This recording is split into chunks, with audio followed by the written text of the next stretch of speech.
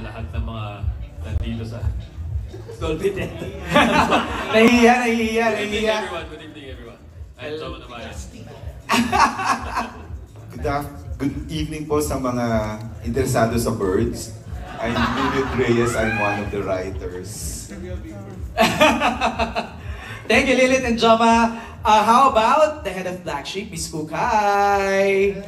Hello. Good evening sa lahat po yung mga nandito sa theater with us.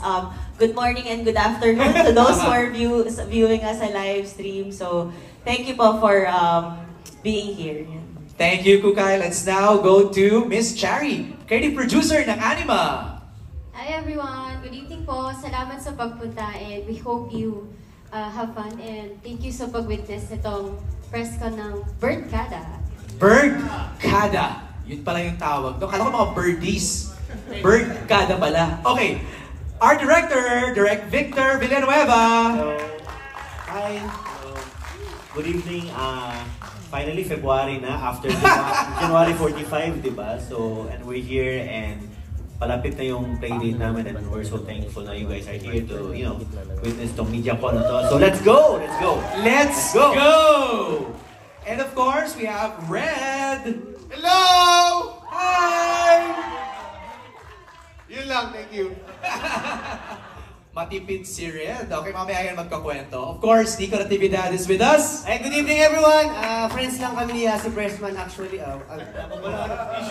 Wala pa! Sorry kasi nasanay ako. Okay. Mamaya ka sasagot. Gusto mo ng ganyan ha, Nico ha? Sige, mamaya ka sasagot. But also joining us via Zoom, ang feeling ko actor of 2024, Pepe Herrera!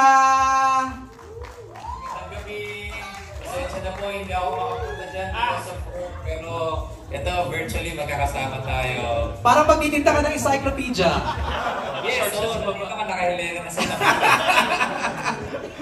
Thank you, Pepe. Just hang on tight. Mamaya makakakwentuhan ka namin, okay? And of course, the main man himself, he is back! Enrique Hill! Hello guys!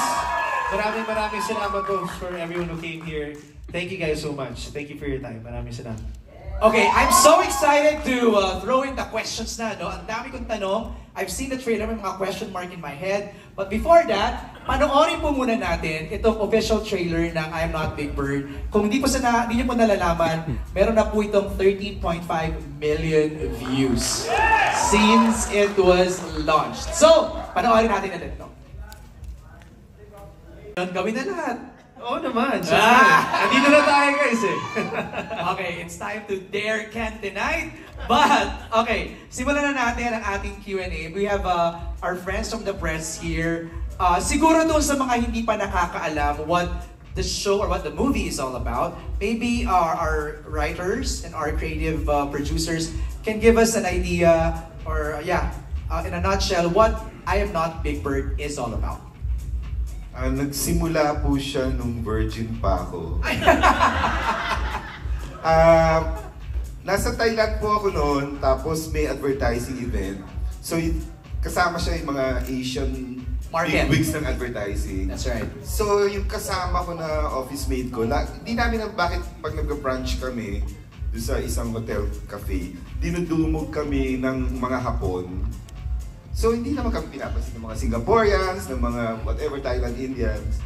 Tapos, so hindi namin alam. So, nagtatago na kami dahil kahit saan kami magpunta kasama ng kasama ko, may mga kumukuyog ng mga Hapon. As in, sumusunod sa inyo? Tapos, nagpapapicture sa kanya.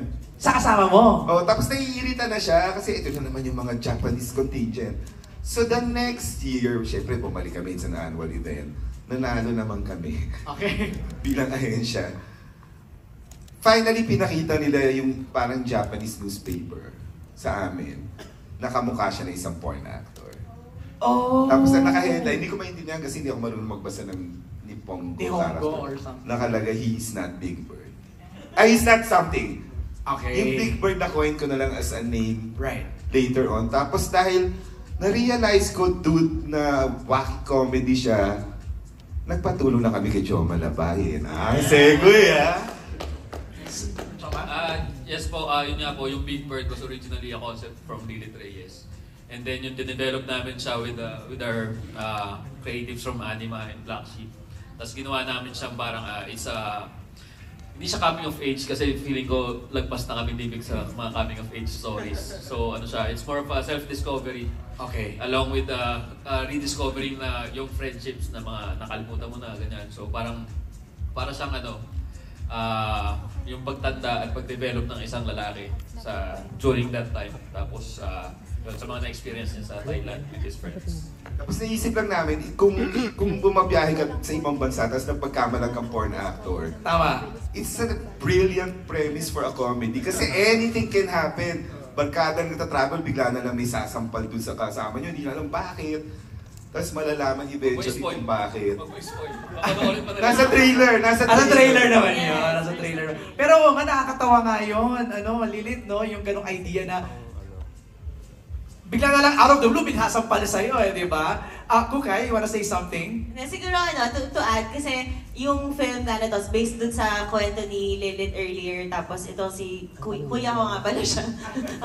Sa mga kagaguhang pwede ba yun? Sa mga naiisip nila. But essentially talaga, Big Bird is a story of Carpio, played by Enrique Hill, na nasira yung confidence niya sa sarili niya because naiwan siya ng girlfriend niya, ganyan. Tapos, parang ang dinadahilan sa kanya is because you're not man enough, yun ang sinasabi. And so, he goes on a trip and to find kung paano ba mababalik yung confidence niya sa kanya. Tapos, nakatulong yun na pagdating niya doon, ay, ganito yung tingin sa akin. Ay, there's someone na, man, I can be this. So, yun yung journey nung magiging kwento ng I Am Not Big Bird. Of course, plus all the riot and the comedy and the chaos that will happen there in Bangkok. Chari, nung nakita mo at pinresent tong idea na to, anong naging reaction ng Anima? Actually, we were very happy and grateful nung present and pinitch namin ni Lilith yung concept because dito sa Philippines, we're very used to, we love comedy. Mahilig yung mga Pilipino tumawa. And I think wala pang comedy na exploring this kind of topic. Like, di ba, who would have thought like a guy who has his heart broken, tapos biglang pagdating niya on a trip abroad, may kamukha siyang porn star. Nobody dared actually wala pa nga. Diba? Yeah. To go that route. But in Anima, we always wanna parang push the boundaries of comedy. And at the same time, it's not just comedy. It's about friendship. And it's something that everybody can relate to. And it will always have a heart. Right. Okay, mapunta naman tayo sa'yo, Ken. Nung na-present sa'yo yung script and na-pitch sa'yo yung kwento, was it an immediate yes? Yes. Yes. Immediate yes.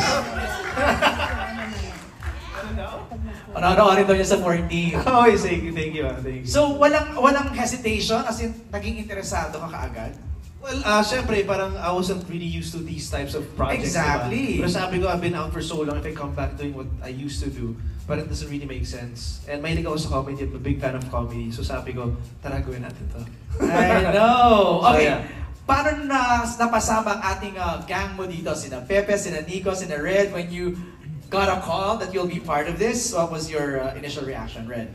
Natuwa ako kasi parang unang-una, I get to work with Direk Victor Villanueva. I'm a fan of his yung mga movies niya before. And then, parang sa bucket list ko siya na makatrabaho na director. Tapos, sinabi rin parang Enrique Hill also wants to work with you. Tapos sabi ko, uy, okay, pwede ako mag-negotiate ng mas mataas na TF. Oh my God. Ayun, tinanggap ko na kaagad. Nico, ikaw naman. Ayun, syempre, minessage ako ng manager ko na may inquiry nga daw. So nakita ko pala yung title na I Am Not Big Bird. Natuwa na agad ako sa title eh. Bakit? Hindi, syempre parang feeling ko agad na comedy to. Kasi ang pangit naman kung drama, tas yun yung title. Sure ka, comedy ka agad yung Yun yung pumasok sa unang isip pumasok. mo? Parang bagay, Dax ako eh. Dax. Sexy comedy yun. Sexy Yeah. comedy. Tapos nung sinabi na si Enrique, syempre, nagulat ako na comeback niya talaga. Right. Tanggap din agad, yes. Pepe, ikaw. Pepe, are you still there? Yes, I'm here. Okay. Oy, wow! Nag-suit na, iba din, ha? Hindi na rin sa encyclopedia. Hindi na, parang mag-church service ka lang. Pepe! Yes. Alam ko, ang dami mo nang ginagawa ngayon, no? Sunod-sunod na mga films mo, and they're all blockbuster films. Congratulations! When you got the call to be part of I Am Not Big Bird, anong naging reaction ni Pepe? Katulad ni Ken, immediate yes ako kagad. Kahit na wala ng TF eh. Yung lang, kasi tagal ko nang hindi nakatrabaho si Ken. Last na nagkatrabaho kami, mga baby pa kami, forevermore. Hindi pa ako tuloy nun. Looking forward talaga ako na makatrabaho siya ulit after forevermore. Tapos sa Thailand pa, paborito ko kasi sa Thailand eh. I love the culture, I love the people, everything about Thailand. That's right, that's right. Food, yes, so why not, diba? Thanks, Pepe.